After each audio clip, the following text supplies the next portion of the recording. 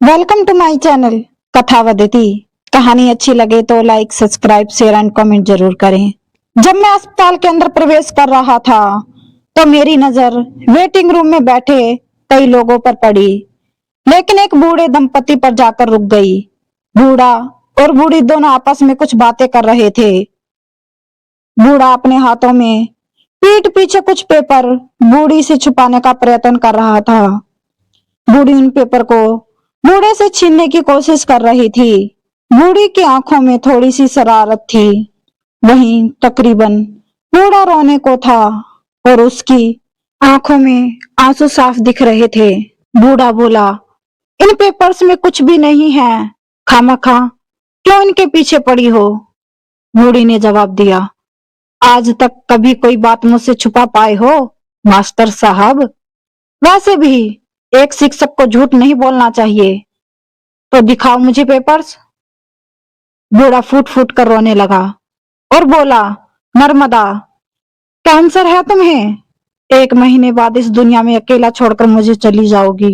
ये retired master अपनी जिंदगी भर की कमाई देकर भी तुम्हारे कैंसर की कीमत नहीं चुका पाएगा।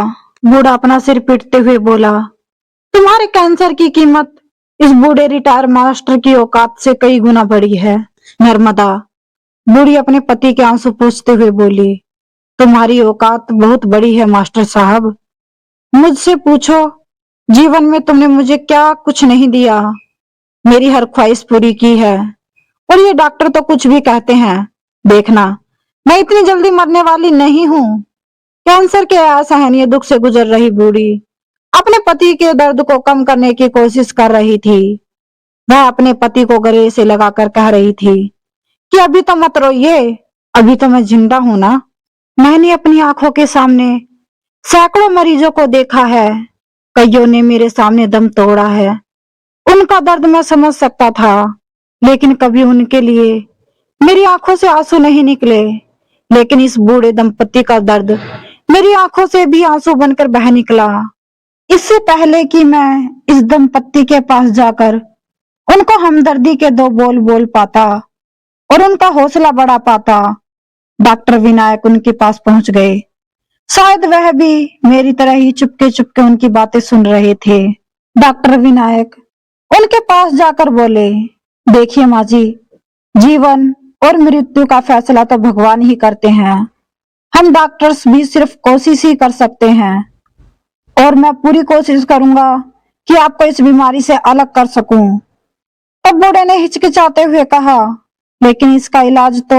इससे पहले कि वह अपना वाक्य पूरा कर पाते, डॉक्टर विनायक बोले, आप उसकी चिंता मत कीजिए, इसकी जिम्मेदारी मैं लेता हूँ। बूढ़ी ने डॉक्टर विनायक से पूछा, लेकिन आप यह सब क्यों करेंगे? डॉक्टर ने कहा, मैं तकरीबन 12 साल का था जब मेरी माँ इसी बीमारी का शिकार हो गई थी और मैं तब बेबस और मजबूर था।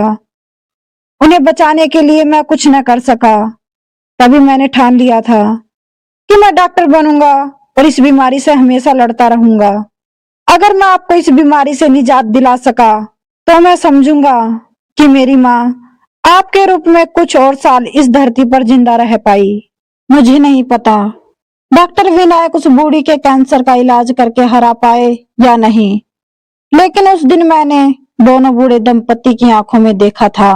डॉक्टर विनायक ने उनकी आंखों में पहले दिख रही निराशा को जरूर हरा दिया था और उनमें एक आशा की किरण जगा दी थी।